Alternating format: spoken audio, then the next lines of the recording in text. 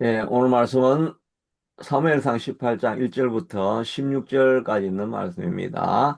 다윗이 사울에게 말하기를 마침에라고 되어 있는데 이것은 바로 그 앞에 17장이 사무엘상 17장이 유명한 장이죠. 다윗이 골리앗을 죽이는 장면입니다.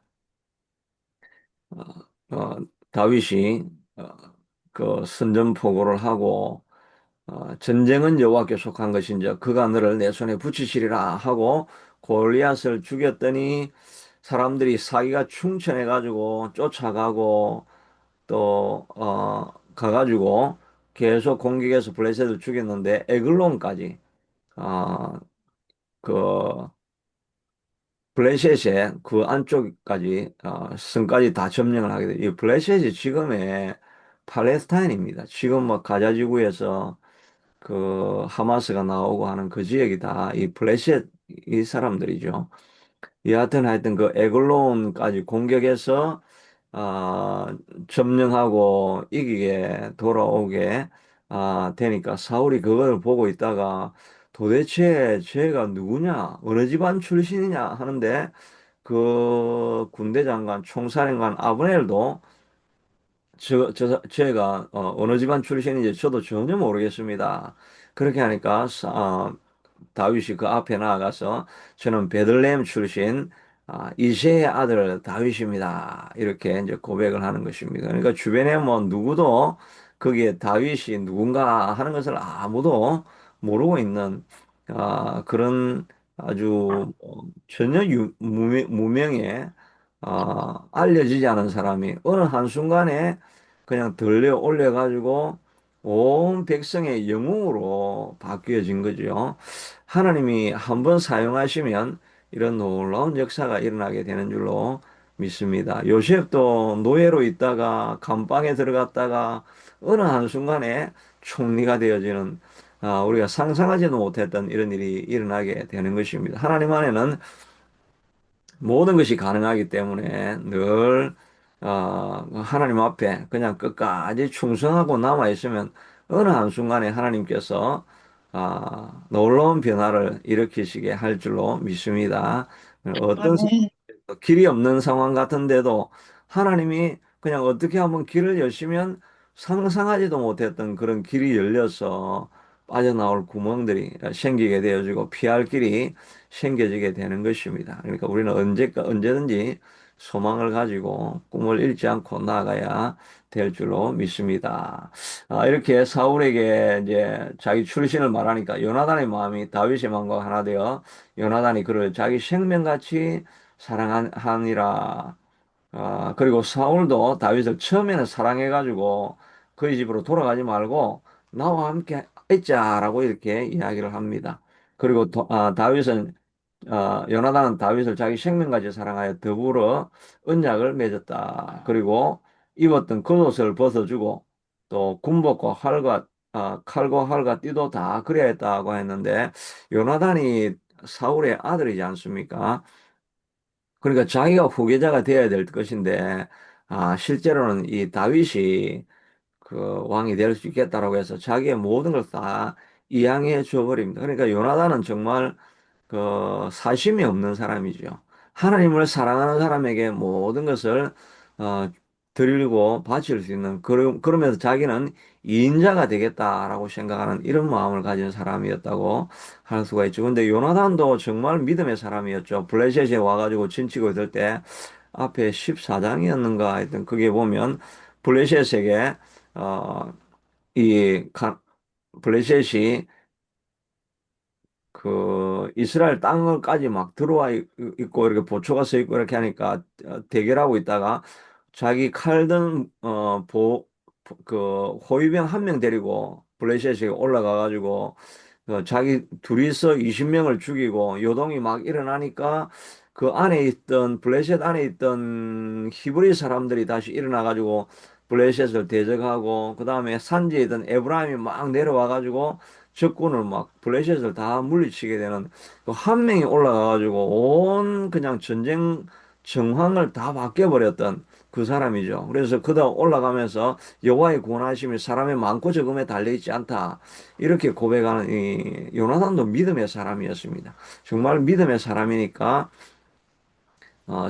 다윗도 마찬가지로 전쟁은 여호와께 속한 것이라고 믿음으로 선포하며 나아가니까 이 요나단이 모든 것을 양보할 수 있는 이런 마음을 가진 사람을 다윗이 만나게 해주신 거죠. 이때 요나단의 나이는 이미 전쟁터에 나가가지고, 이제, 사령관의 입장, 그런 자리에 올라가 있고, 이렇게 하니까 20대 후반으로 보통 이렇게 생각을 합니다. 그런데 다윗은 이때 나이가 이제 17세, 16세, 15세에서 17세 정도로 이렇게 보게 되죠. 한 10살 정도 차이가 나는데도, 좋은 친구가 되어주고, 후원자가 되어주고, 도움의 손길을 주는 사람이 되는 거죠.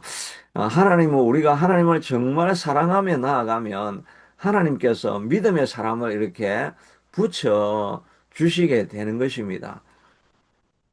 어, 바울도 마찬가지였죠. 바울이 어디로 가든지 간에 거기에 믿음의 사람이 따라갑니다.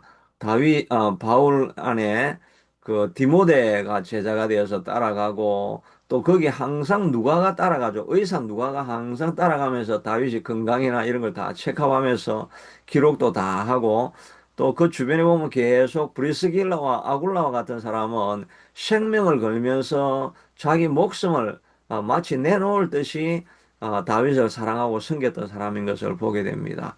우리 기도에도 믿음으로 나아가니까 이렇게 믿음의 사람들, 이 생명을 걸고 하나님을 사랑하려고 하고 이 자리를 늦었지만 그래도 나오고 이렇게 끝까지 지켜주려고 하는 이 사람들을 하나님이 보내주시게 되는 줄로 믿습니다.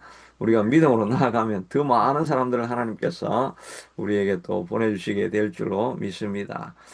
그래서 나중에 이 요나단이 다윗을 살리게 되죠. 그래서 어려움을 당하고 힘든 일을 당할 때도 하나님은 반드시 이런 요나단과 같은 좋은 믿음의 사람을 보내주신다. 그래서 고린도전서 10장 13절에 보면 오직 하나님은 미쁘사 사람이 감당할 시험밖에는 너희가 당한 것이 없나니 오직 하나님 미쁘사 너희가 감당치 못할 시험 당하고 허락지 아니하시고 시험 당할 점에 피할 길을 내사 또한 피할 사람을 내사 너희로 능히 감당하게 하시느니라. 어려움을 당하고 있을 때도 우리 하나님은 우리가 감당치 못할 시험을 당하게 하시는 일이 없습니다. 어려움을 당하면 어떻게 해야 되겠습니까? 이 어려움 당하지만 하나님께서 나를 감당할 수 있을 줄 아시니까 하나님께서 이 시험을 주셨다. 또 내게 피할 길을 반드시 주신다. 이런 생각을 가지고 내가 감당할 수 있다. 하나님이 도울 힘을 주실 것이다. 피할 길을 내실 것이다. 이런 생각을 가지고 절망하지 않고 나아가야 됩니다. 어려움이 있다고 그냥 주저앉는 것이 아니라 피할 길을 하나님이 공급해 주신다. 이 마음을 가지고 나아가야 될 줄로 믿습니다. 그러면 하나님께서 우리를 반드시 피할 길을 주시고 더 나은 길로 나아가게 하시게 될 줄로 믿습니다.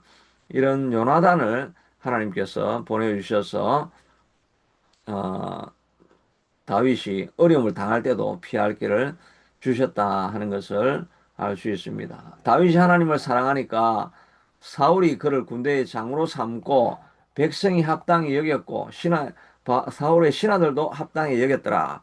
하나님을 사랑하면 주변에 있는 사람들이 우리를 다 사랑하게 되는 줄로 믿습니다. 그래서 목사님들이 그 뭐 성도들을 이제 성도들이 나를 안 좋아해 뭐 이렇게 할 필요가 없고 성도들을 두려워할 필요가 없습니다. 목사님이 정말 하나님을 사랑하고 하나님을 위해서 결단하기로 하고 이 다윗이 하나님을 위해서 골리앗을 죽이기 위해서 생명을 걸었지 않습니까? 생명을 걸면서 하나님의 이름을 위해서 일하기 시작하면 하나님께서 사람들의 마음을 다 그 사람에게 부어 주셔서 리더십을 생기게 만들어 가시는 것입니다.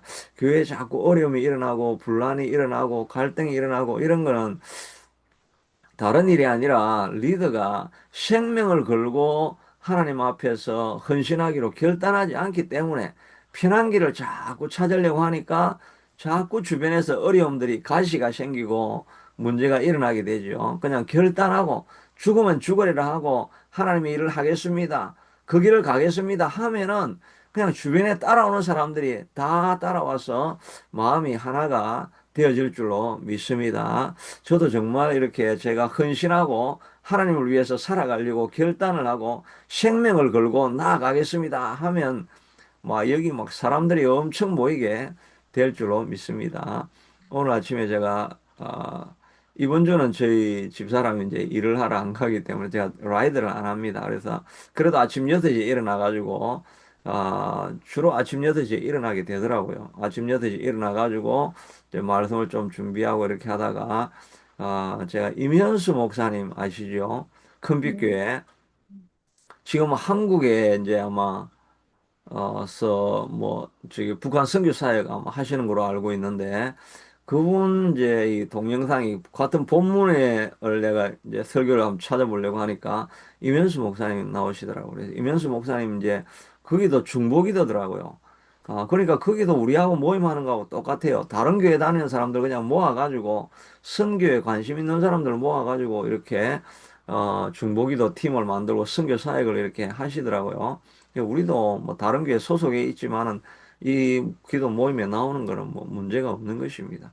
우리가 중보기도 하는 마음이 있고 또 하나님 나라를 세워가려고 하는 그런 마음으로 모였기 때문에 그분도 이렇게 기도하는 걸 이제 들어보니까 근데 그는 이제 자기도 이게 그때 이제 2021년도에 코로나 막 시작될 때 하시는 그 중보기도 모임이었던 것 같아요.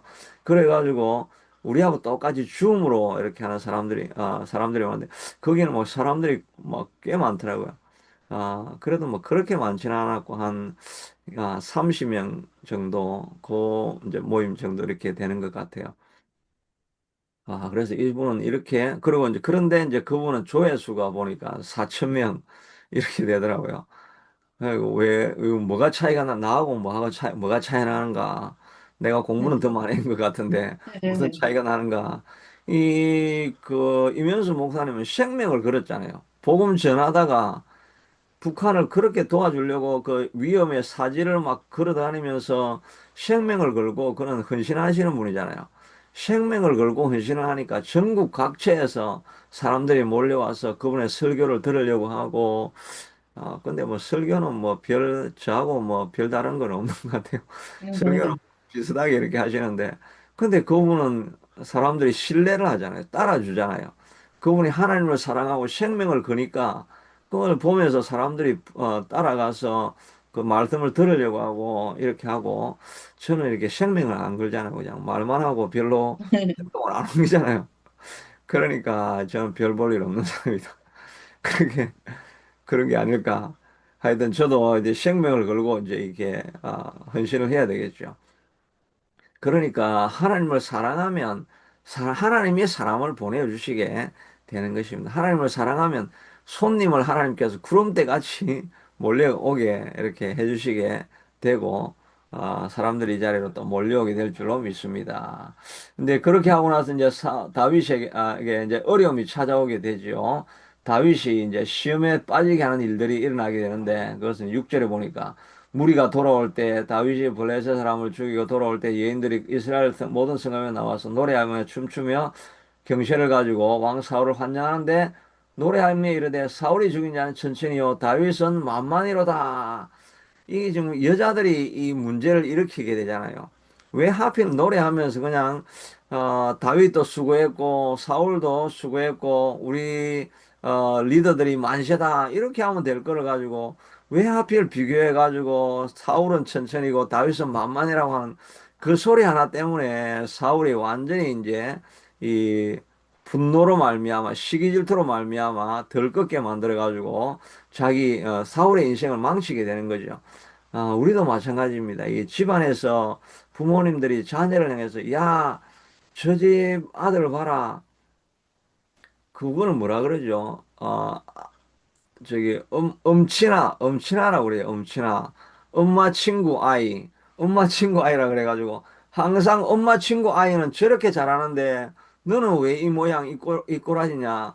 그 이야기, 이 엄친아에 대한 이야기를 자꾸 하다가 애들이 막 진짜 분노와 질투와 이런 것에 쌓여가지고 이제 엄마가 하는 말은 아무것도 안 들으려고 하는 겁니다. 엄친아를 자꾸 데려와가지고 엄친아를 봐라고 하니까 그 자꾸 그러니까 자녀들이 기가 죽고 분노가 속에서 들끓어가지고 엄마가 시키는 일은 절대 안 하려고 하죠. 이 비교하는 이런 거에 제일 이제 문제가 되는 거죠. 그러니까 우리도 우리 마음속에서 이 비교하는 마음이 생기면 안 되는 것입니다. 그러니까 비교하는 마음이 안 생기려고 하면 어떻게 해야 되겠습니까? 내게 주신 사명이 무엇인가를 내가 항상 알고 있어야죠. 그래서 누가 막 뭐라고 하든지 간에 하나님이 주신 내 사명은 이거다. 나는 이 일을 위해서 불렀다 하는 것을 알고 있으면 내가 누구인지를 알고 있으면 그러면 하나님이 배역을 나는 엑스트라를 시켰는데 내가 주연하고 비교할 것이 없죠. 이 엑스트라가 괜히 그냥 주연하는 듯이 막 뛰어가지고 막 이 튀려고 하고 이러면 당장의 감독이 뭐라 하겠습니까? 이 엑스트라 쫓아내 이렇게 하지 않겠습니까? 옛날에 그 엑스트라로 이렇게 있던 사람이 자기도 어떻게 하면 감독 눈에 띌까 이래가지고 그 이제 모든 엑스트라는 다 죽는 씬인데 죄송합니다. 이게 잠깐 제가 전화를 받아요. 하이 미치. 아, 아, can you wait like 5 minutes? I'm in the meeting. Okay. Sorry about that. Okay, yeah, okay.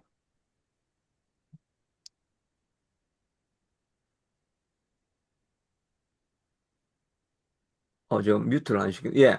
아, 그, 그래서 내가 누구인지를 아는 게 중요한데 그 엑스트라가 감독 어떻게 눈에 띌까 해가지고 모두가 죽어야 될 씬인데 자기는 막 뛰어간 거예요. 들판.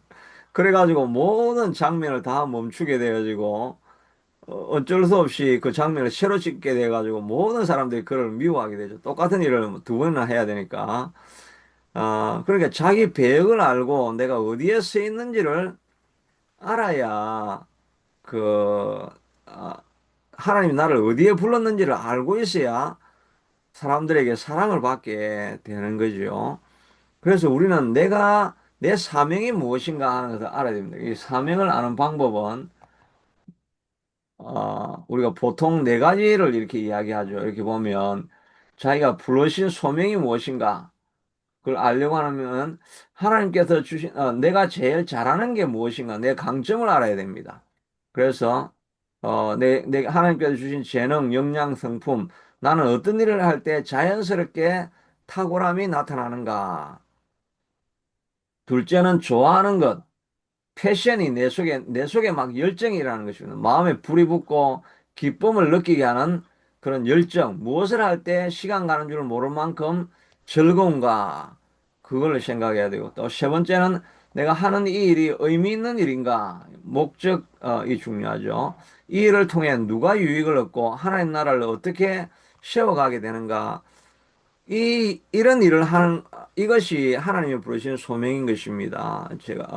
그러니까 내가 자연스럽게 하는데 내가 다른 사람보다 더 잘하는 것, 그림을 더 잘 그릴 수 있다든지, 또 운동을 더 잘한다든지, 나는 그냥 편하게 하는데 다른 사람들이, 야, 잘한다, 잘한다, 이렇게 하는 거는 하나님이 그 사람 안에 준 기프트가 있는 거죠. 그 다음에 또 내가 아무리 잘하는 일이라도 내가 싫어하는 일이면 안 되고 그냥 내 속에 막 열정이 일어나야 됩니다. 그 일을 보면서 마음에 소원이 일어나고 나는 이 일을 꼭 하고 싶다. 이런 마음이 막 솟아나야 됩니다. 어, 그런 그런 열정을 다른 사람은 안 가지는데 나는 그런 열정을 가지는 일들이 있죠. 가난한 사람을 돌아보는 것, 섬기는 것, 이런 것에 대해서 열정이 솟아나는 사람이 있고, 또 어떤 사람은 가르치는 일에 열정이 솟아나는 사람이 있고, 어떤 사람은 막 공부하고 책 읽는 걸 너무 좋아하는 사람이 있죠. 저도 이 철학책을 보면, 좀 마음에 안정감이 생기고, 철학책을 보면 뭐든지 좀 더 궁금해가지고, 그걸 좀 더 연구하고 싶은 이런 열정이 이렇게 일어나는 부분들이 있습니다.